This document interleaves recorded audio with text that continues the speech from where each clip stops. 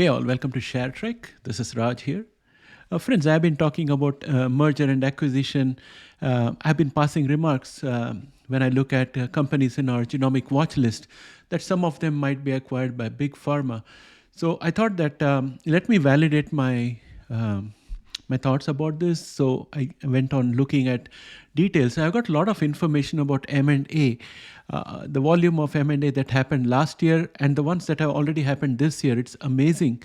And Big Pharma seems to have a lot of firepower. So today we are going to look at the M&A in the biotech industry. And what we are going to do is use some data that I have already collected. I'm going to show that to you. It's amazing that there were plenty of acquisitions in 2023 and the pace seems to be picking up. First, let me share with you the acquisition of 2023 and then I'll explain the reasons that drive this acquisition and continue to be in play for 2024. And after that, I will show you the list of acquisitions that have happened, mergers and acquisitions that have happened in 2024 so far. With that said, let's get started.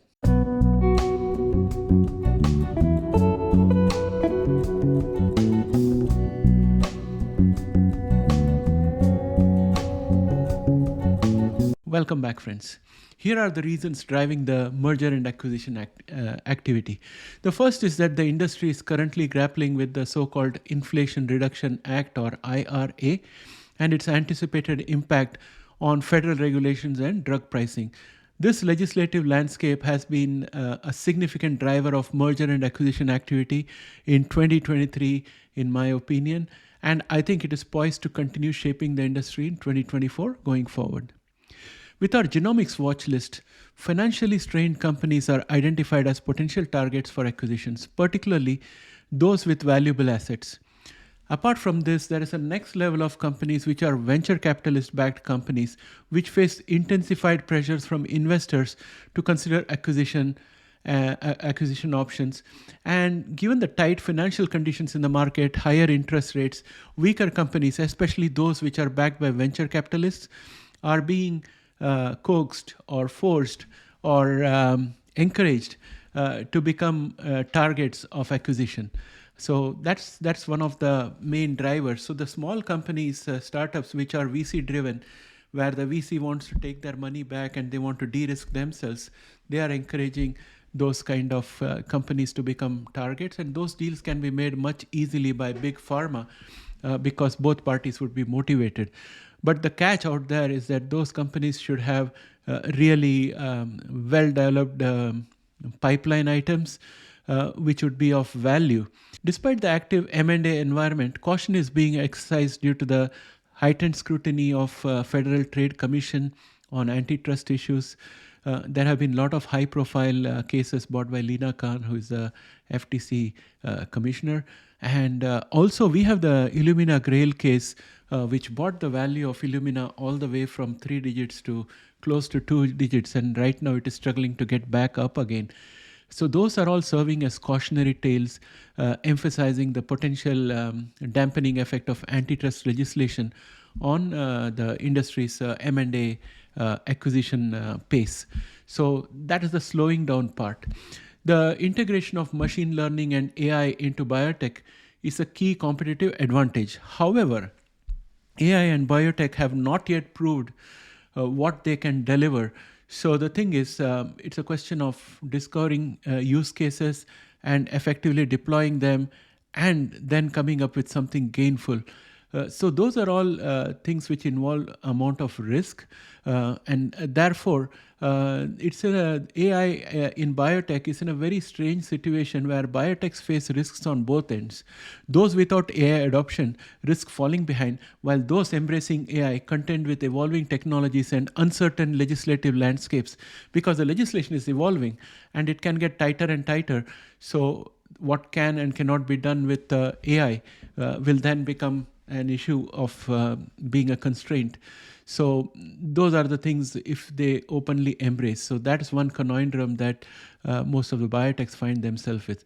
And one of the most important enablers of M&A is large cash balances in big pharma balance sheets. So I was searching for estimates, and one of the estimates I saw was that that big pharma all of them put together, have $0.8 trillion available for acquiring companies. And they are looking at companies with a lot of advanced candidates in their pipeline, because many big pharma companies are running a pipeline shortage and they need to replenish that very quickly. And the fastest way for them to do that is to acquire companies which already have pipeline, which are advanced. And that's the place where CRISPR Therapeutics becomes very interesting, because it has got a heavy pipeline and it has also got some monetized assets, and it has got those CAR-T therapies and type 1 diabetes therapies. So CRISPR is another company that one has to watch out for. And on the other hand, CRISPR is also looking to partnerships to strengthen their pipeline. So they have actually candidates in their pipeline which are in various stages of development, and they are actively scouting for partners with big pharma. So those kind of things could happen, where there will be some big pharma which would rather do a partnering rather than acquiring. So just like Vertex partnered with CRISPR, they may partner for one of those candidates in the pipeline. And that could happen not only with CRISPR Therapeutics, but with the likes of Beam, Editas, and others, and Prime Medicine. There are so many of them out there. So that's another aspect. And zooming out, like if you were to just take a bird's eye view of the entire landscape, there are competing and promising technologies, which include emerging ADCs, which I made a video about recently, and then the continuously evolving gene technologies like base editing, prime editing, Chardonnay, and DNA writing. So there are a whole lot of technologies which are out there which keep on improving accuracy and keep on avoiding double-strand breaks, keep on increasing the range of edits that can be done. So it's a dynamic landscape, and big pharma strive to cover all the bases. So acquiring players in these areas to secure a comprehensive portfolio would be one of the driving forces. And with $0.8 trillion worth of cash, $0.8 trillion worth of cash in their coffers, I think they can easily pick up any of the companies in our genomic watch list. And our genomic watch list is just a small sliver of what is available out there, if you include startups which are funded by VCs and which have got some good technology. And again, advanced technologies have rendered previously incurable and non-profitable disease targets now within reach, creating new avenues for growth. This expansion into novel territories is a driving force behind the persistent M&A activity observed in both 2023 and 2024. So for example, Alzheimer's disease or NASH, these are all areas where big pharma might acquire companies which have got some potentially good therapies in their pipeline in advanced stages, and with kind of good data to show. So if I were to conclude, I'll say that the multifaceted factors of legislative changes, financial pressures, and technological advancements collectively propel the ongoing wave of M&A activity in the biopharma industry, as they try to position it as a dynamic and evolving position themselves in the dynamic and evolving landscape. So we can anticipate continued robust M&A activity to succeed from 2023. So first, let us have a look at what was the volume and what were the companies that did M&A in 2023. Let me show you a table. As you can see, here is my spreadsheet with the list of companies that were acquired in 2023. So at the very top is Sun Pharma, and we have some big names here: Biotech, AstraZeneca, Moderna, Pfizer, Sanofi, GSK, Merck, Eli Lilly, Novartis, Biogen, Novartis, Regeneron, Roche, BMS, AbbVie, Eli Lilly, AbbVie, AstraZeneca, BMS, AstraZeneca, AbbVie, Roche. So these are all big pharma companies who are acquiring a whole range. And I think if we were to look, I just looked at this and tried to give you some highlights here. So if you were to look at the lowest share price, it was $1.14. The next lowest was around $2, which I saw somewhere in here, which is out here, which was BMS acquiring Raise Big. And then if you were to look at the lowest premium, it was -4%. which BMS paid for Mirati Therapeuticals. And then if you had to look at the highest premium, it was 273%, which Sanofi paid for Provention Bio. And if you look at the highest value deal, it was 43 billion, Pfizer acquiring Seagen. So that gives you a flavor of what we have. And the total of all these deals was around 121 billion in 2023. So you can pause this screen to have a look. Let me just take it so that you can see the headline. I'm just going to reduce the size so that you can see everything in one screen. Let me see if I can do a custom zoom of 90%. So you can just pause the screen out here and read all the details if you want. And let me proceed further and go to the end of this video, because I want to show you also the acquisition for 2024 that has happened so far. So if you keep in mind all the factors that are at play here, which enable so much of M&A to happen in 2023, we can anticipate continued robust M&A activity in the biopharma industry throughout 2024, with total deals estimated to range between 225 billion and 275 billion. Many of the M&A transactions in 2024 are expected to mirror the trends observed in the previous year. Notable areas of focus include gene-edited therapies, immunotherapies, novel diagnostics, drug delivery system, mRNA technologies, ADCs. And I have another table, which is a smaller table, which is a list of all the M&A that has already happened in 2024.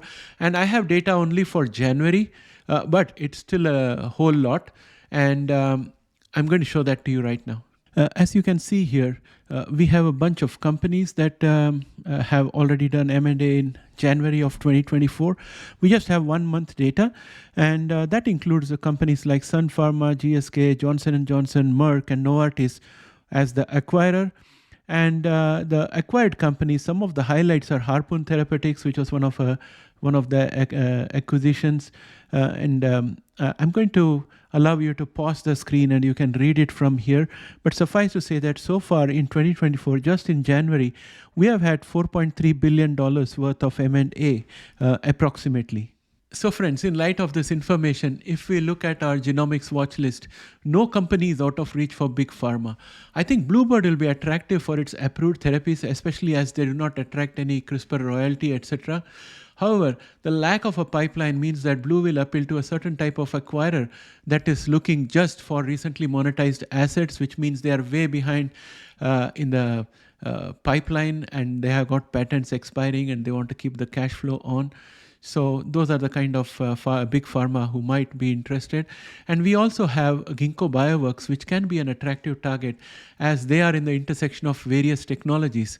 In our channel, we are totally blind to ADCs and may need to look at them in 2024, and also AI. So before we go, I just want to have a quick look at the market cap of various companies that we have in our watch list, just to get a size of the companies that we have. Let me start off with PACB first. PACB has a market capitalization of 1.762 billion. DNA has a market capitalization of 2.563 billion.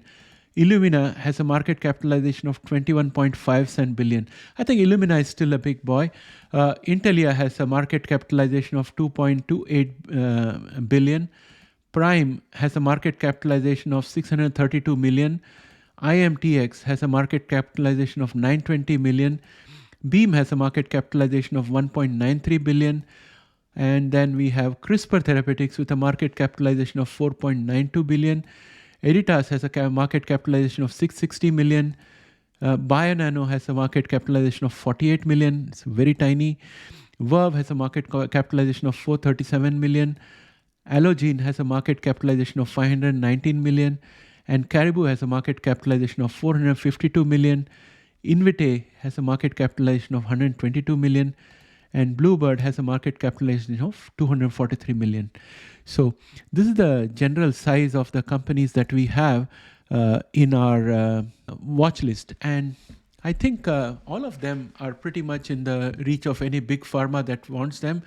I would just exclude those genomic sequencing companies because they are hardware companies. They are a different category altogether. But everything else is, I think, fair game for big pharma. And we could potentially see a lot of interesting things happening in the next 12 months in our watch list companies. So with that, my friends, I think this gives you enough food for thought for the weekend. And I would look forward to your feedback and your comments, because some of you might be working in the industry, and some of you might have contacts in the industry, and you may have more information. Please feel free to share it with us in the comment section so that we are in the know. With that, I would like to end this video now. Take care. See you later. Bye for now.